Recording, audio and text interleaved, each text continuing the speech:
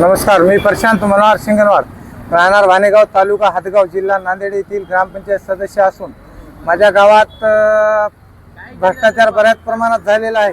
मी हातगाव तहसील समोर 7 दिवस उपोषण करून सुद्धा अद्याप मला 1 महिना उलटून सुद्धा पत्र दिलेले आहेत त्यांनी, तरी बी मला न्याय मिळाला नसल्यामुळे मी आज दिनांक 9/3/2026 रोजीपासून नांदेड जिल्हा अधिकारी महोदय यांच्या कार्यालयासमोर माझा आमरण उपोषण भानेगाव भ्रष्टाचाराच्या विरोधात चालू केलेला आहे।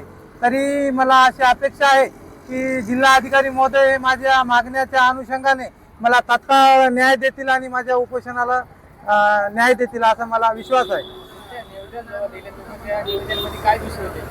माझ्या निवेदनामध्ये असे विषय आहेत की माझ्या गावात जे कामे झालेले आहे, विकास कामे, पाणी पुरवठा असेल, जेजीएम असेल, ते नुसते कागदोपत्रीच कामं झाले आणि बिलं उचलले। गावात प्रत्यक्षात लाभार्थ्यांना लाभच मिळाला नाही आणि मिळत सुद्धा नाही।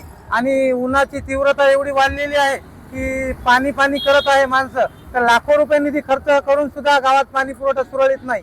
तरी तात्काळ पाणी पुरवठा सुरळीत असतील किंवा नाल्याचे कामं असतील, रोडचे कामं असतील, जे विविध विकास कामे झाले आहेत ते कुठेतरी कागदोपत्री झाले आणि बिलं उचलून घेतले, पण साक्षामध्ये कामं झाले नाही याची सखोल चौकशी जिल्हा अधिकारी साहेबांना समिती, नांदेड जिल्ह्याच्या समितीमार्फत तपासणी करून दोषीवर कठोरात कठोर कारवाई करावी अशी माझी मागणी आहे। चर्चा माझी, मी निवेदन लेखी स्वरूपात बऱ्याच वेळेस मेल केलेले आहेत किंवा प्रत्यक्षात आणून ऑफिसला जमा केलेले आहेत, पण इथं मला आजपर्यंत कुठलाही न्याय न मिळाल्यामुळे मला नाविलाज असतो, इथं मला आमरण उपोषण चालू करावं लागेल। पुढचं पाऊल माझा आता आमरण उपोषणाच्या पलीकडचं जे असेल त्याही पलीकडे मी आता माझा मार्ग अवलंब सुरुवात करेल।